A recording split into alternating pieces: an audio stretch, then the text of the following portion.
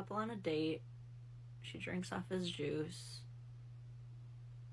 He clearly doesn't like drinking after other people. Some people are like that, but she, like, takes offense to this. She's like, I'm gonna call you back. Okay. Okay. Oh, we're not done. All right. Wow. Seems like a really aggressive overreaction, but let's see what the commenters think. I will definitely do my husband like this if he ever had the audacity. Now that's a woman you want to be in a relationship with. Weird way to propose, but I'd accept. As a married man of almost 15 years, sir, you should have known better. That was the correct reaction from her. She's a hero. Now, here's the thing. This was very likely a skit, right? He probably even encouraged her to slap the life out of him. The question is, why is unhinged rage in women either praised or found hilarious? And I also understand that the joke here is that if you're already doing the hanky-panky, you're probably exchanging enough fluids to where you taking a sip off the drink shouldn't matter anyway. And I tend to share that belief, right? It's just the slap upside the head is where you kind of lost me. But at the end of the day, it's not even about whether or not you think that sharing food as a couple is gross or weird or what. It's about you wanting to see a guy get slapped upside the head. And to prove that, here's the opposite end of this entire argument. So is it any different when he takes her food? Nope. What do the comments say? 54,000 hearts. LMAO agreed. But it's just a joke. Okay, Matt Rife, if you think people getting beat is funny, that's your brand of humor, I guess. I'm just pointing out that if it was a man slapping a woman upside of the head over a marginal relationship decision, I think it would be removed for content violations. But at 4 million views and 250,000 likes, it's likely these creators are making boatloads of money instead.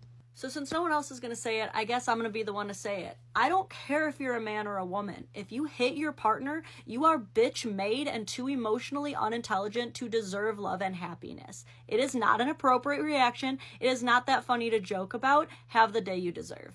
I don't want to can you separate it? I got the birthday girl and my wife. Tags and everything. Separate tags. Dang, I'm sorry, you're the only man at this table. Why are we doing separate tags? It's all women here. You got a tag? But I'm not responsible for paying everybody. I got the birthday girl. But you invited everybody. You invited all of us. I didn't invite you. Ernestine invited you. Okay? I'm responsible for who I brought. Okay, you're the only man at the table. You're the only man at the table. You're not going to pay the tax? Seriously. But I'm not obligated. I got my whole family. It's $700 for this whole table, and it's my birthday. This is your podcast co-host. This is your best friend. It's only Shan. You being cheap. Are you kidding me right now?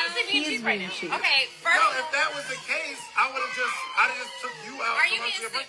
Dre, are you gonna let him sit here with a whole table full of women? I really feel like it's not his responsibility, and when y'all get a husband.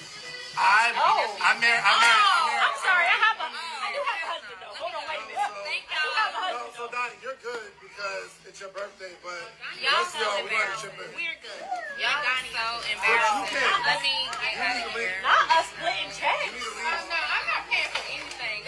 Okay, so to reiterate, this man and his wife get a group together to go out for their friend's birthday. But because she's the only one who brought a man, they're all going to pile on him, expecting him to pay the entirety of the $700 bill, then proceed to shame her for not agreeing that he, aka they, should pay that entire $700 bill just because he happens to have a Y chromosome. The birthday girl in particular, although they all seem to think they're the birthday girl all of a sudden, seems to think that it's embarrassing. What's embarrassing is a group of grown-ass, independent women acting like everyone else's man owes them something. I'm starting to understand why no one else had a man to bring. This right here is the definition of single women keep each other single. This couple, though, shout out to this couple. He helped his wife plan what should have been a lovely night out with friends, and even though it didn't end that way through no fault of their own, I can tell that that couple is going to be together for a very long time, unlike the superficial sisterhood of the traveling entitlement there. POV, you wanted to go shopping for new home decor now that Christmas decorations are down, but he wanted to watch football, so you got mad and got your way, but now he's not excited, and the whole day is ruined. Caption reads, I just want him to be happy about going. Ah yes, the classic, it's not enough that you agreed to what I wanted, you also have to want what I want. It's not enough that you won, he also must enthusiastically lose. I just have two questions. 1, why is you getting what you want more important than him getting what he wants? And 2, why should he be happy about you putting zero consideration into how he wanted to spend his day? Moreover, why can you not both get what you want? A football game is only a few hours. Is your store only open for those specific few hours? Maybe the reason that he's not excited has less to do with him just being a barf-encrusted jumbo jerk, and more to do with the fact that his wife constantly puts herself above and before him. You making this video shows that you both understand each other's wants, but that only yours matter. And what's crazy is I don't think he would treat you this way. I don't think that you would be held to the standard of having to sacrifice what you wanted to do, going to the store, to sit there and pretend to be happy about watching this game. I would wager that you would not even begrudgingly agree to sacrifice your errand. All I'm saying is reciprocal effort and consideration is everything. Biggest surprise face ever. No, wait!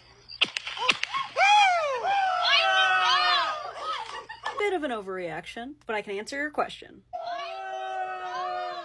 Because the countdown ended. I hope that helps. As a formerly pregnant person, I really don't like that bad behavior without apology just kind of gets swept under the rug because hormones. If I'm allowed to use my hormones as an excuse for bad behavior, what then is stopping men from using their hormones to, say, hit their wife with something out of anger? After all, while a woman's hormone cycle is every 28 days, a man's is every 24 hours. We know that men's testosterone spikes every morning and every evening, so if he gets a little rude and sassy with you during those times, it's okay, it's just a silly, goofy time because it's hormones. No, that wasn't a gender reveal, it was a character reveal. You were so angry that this dumbass confetti cannon went off 1 millisecond before yours did that you didn't even acknowledge the gender of the baby, which is the whole reason you're there. I get that she kind of did this to roast herself a little bit, but I really hope that she did apologize and reflect on this, because honey, if you are expecting things to go perfectly right and according to plan, you're parents now. That's over. Woman goes viral after getting cheated on by her spouse and lays down a new set of rules for her home. Let's hear it.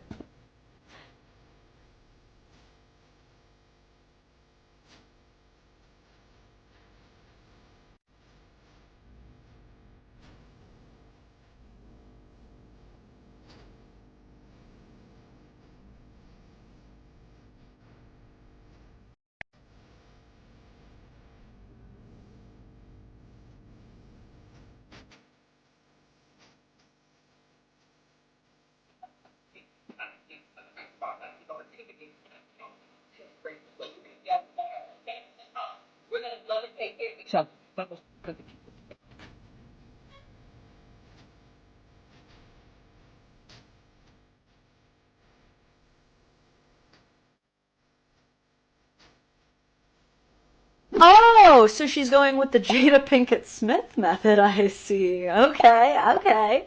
We're empowered women empower women. Let's get it. Look, why just get cheated on when you could stay with the person who cheated on you and build a beautiful life together and also become a cheater? Look, if you can't beat them, join them. That's what I always say. You know, she kind of had me in the first half, I'm not gonna lie. There's a part of me that kind of enjoys the justice a little bit of the situation. Like, that's one thing that cheaters never really expect, is the same fucking thing to happen to them. That is what every single one of them thinks. Or it'll be a person who's like, I want to have an open relationship, because they think they're going to be the only one getting slammed down on, and then they open it up and their partner's out here getting railed after railed, and they're like, oh, could this happen? I'm the only one who's supposed to be doing this. Like, I do appreciate, like, the justice of this situation. Like, look, you want to cheat on me? Now you're going to have to sit there while I cheat on you. There's no way that you have both that dynamic where you're like, we're going to cheat on each other, and you have the beautiful life part. Y'all already tried the making an agreement part. You guys already tried saying we're not going to sleep with other people, and he lied and failed at that. So now when you want to add other rules, like, okay, so we can sleep with other people, but you can't get anybody pregnant and you can't get an STD. What makes you think he's going to be good at following those next two rules if he couldn't even follow the first one? If you get cheated on, the solution is to not add more rules. That's crazy to me. How many marriages do you think are like this? Like, how many marriages do you think it started off supposed to be a loving union, but then eventually it was like, this is just for business now.